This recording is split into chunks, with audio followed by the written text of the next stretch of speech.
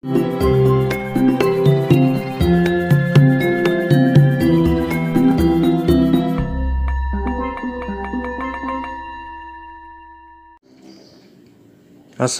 warahmatullahi wabarakatuh.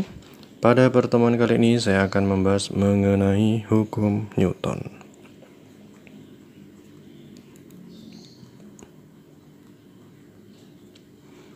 Hukum Newton yang tentang gerak.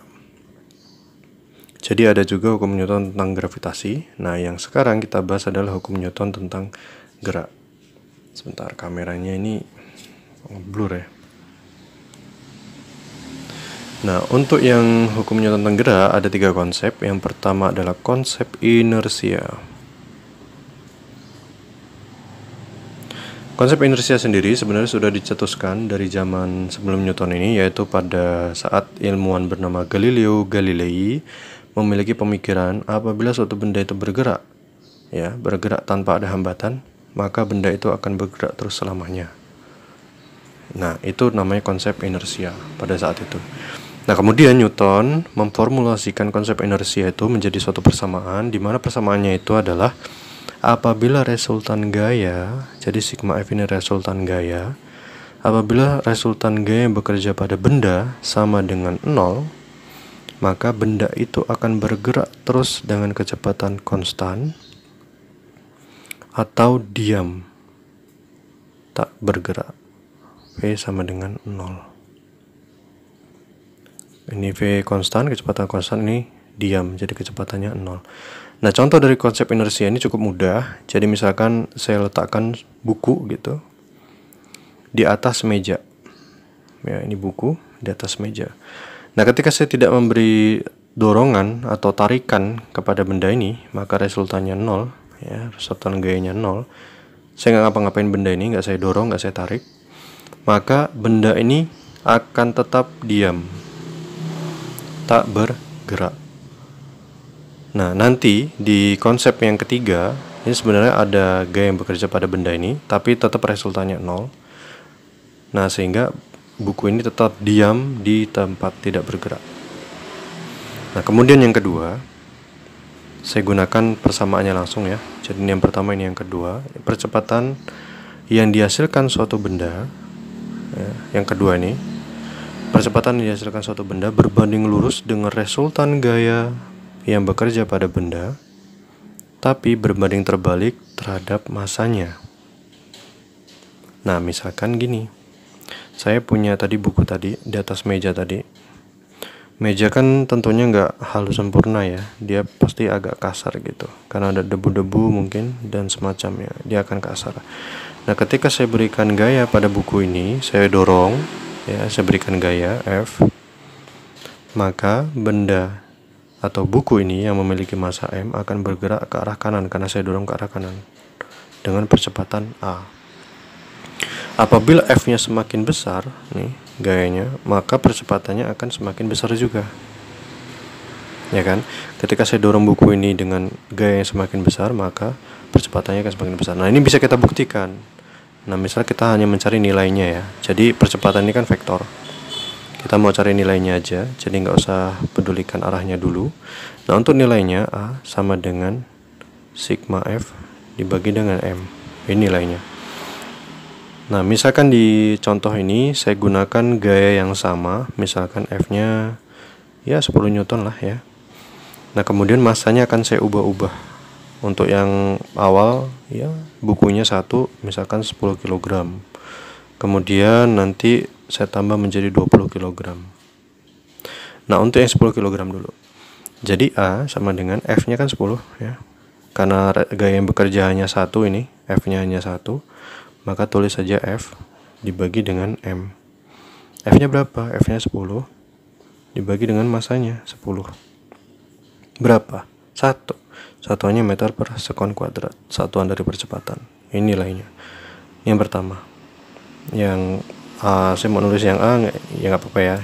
Yang penting yang pertama. Nah, sekarang yang B. Gimana kalau gayanya tetap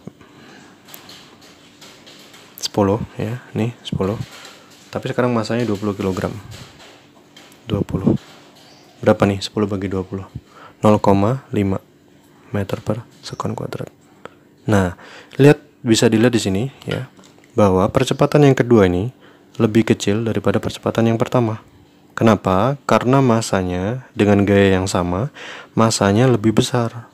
Ya, 10 sama 20 besar mana? 20. Sehingga semakin besar masanya, maka semakin kecil percepatannya. Nah, seperti itu. Itu yang kedua. Nah, untuk yang ketiga, konsep dari hukum Newton tentang gerak yang ketiga ini adalah yang namanya F aksi sama dengan negatif F reaksi.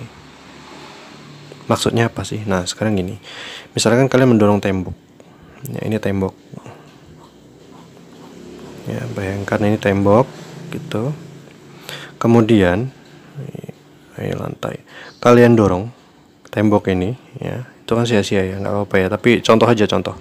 Nah, tembok ini kalian dorong, maka itu F aksi atau FA. Nah, tembok ini akan memberikan perlawanan yang sama besar, yaitu namanya F reaksi.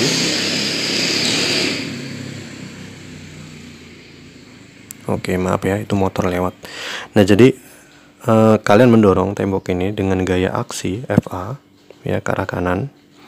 Kemudian tembok ini pun akan memberikan reaksi dengan gaya yang sama ya, FR ini reaksi sama, tapi berlawanan arah, negatif. Nah, misalkan kalian dorong tembok lagi ya, tembok ya, kalian dorong dengan gaya sebesar F aksinya sama dengan 10 Newton yang tadi misalkan. Nah, maka langsung tembok ini akan bereaksi dengan negatif FR atau negatif 10 Newton. Sama besarnya sama, tapi berlawanan arah. Yang kalian aksi itu ke arah kanan, temboknya memberikan reaksi ke arah kiri. Nah, itulah hukum Newton yang ketiga. Nah, hukum Newton yang kedua dan ketiga biasanya digabung ya. Dan digabungnya itu karena memang pada kehidupan sehari-hari kita menggunakan dua konsep ini. Nah, misalkan pada saat kalian mendorong meja, itu sebenarnya nggak cuman gaya F ini saja, apalagi ini mejanya kasar. Ya, jadi saya contohkan untuk konsep 2 dan 3.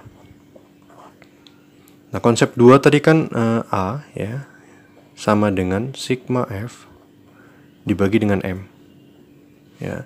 Sedangkan yang konsep yang ketiga itu F aksi FA sama dengan negatif F reaksi FR. Nah, kalau kalian mendorong buku di atas meja itu kan agak kasar ya, nggak halus banget lah ya. Nah, maka ketika kalian mendorong sebesar F ya, maka nanti ada satu gaya ya yang berlawanan dengan arah gayamu ini, yaitu gaya gesek namanya. Nah, ini berlawanan arah. Nah, sehingga ini M ya, percepatannya ke sana karena kalian dorong. Sehingga persamaan yang kedua untuk yang A sama dengan sigma F dibagi dengan M akan menjadi seperti ini. Sama dengan sigma F gayanya ada berapa? Ada 1, ada 2. Maka karena ini sigma resultan, maka dijumlahkan F1 ditambah F2 dibagi M karena sigma. Nah, tapi kalian lihat gaya itu kan vektor, punya arah. Nah, sehingga percepatan yang dihasilkan untuk yang F pertama ya, untuk yang F pertama itu ke arah kanan. Ya kan, ke arah kanan. Sehingga F-nya positif ke arah kanan. Nah, untuk yang kedua dia ke arah kiri, dia negatif. F gesek, Fg ini G gesek, F-nya F kecil ya, F kecil dibagi dengan M massa. Nah, inilah percepatannya. Nah, dari sini bisa kalian lihat bahwa konsep dari hukum Newton tentang gerak itu hanya 3 ini ya, hanya 3 ini. Hanya saja nanti aplikasinya biasanya menggunakan konsep 2 dan konsep ketiga ini jadi satu. Ini biasanya satu kesatuan biasanya. Biasanya satu kesatuan. Biasanya. Oke, sampai di sini pertemuan kita pada hari ini. Saya akhiri, apabila saya minta maaf. Wabillahi taufiq wal hidayah. Wassalamualaikum warahmatullahi wabarakatuh.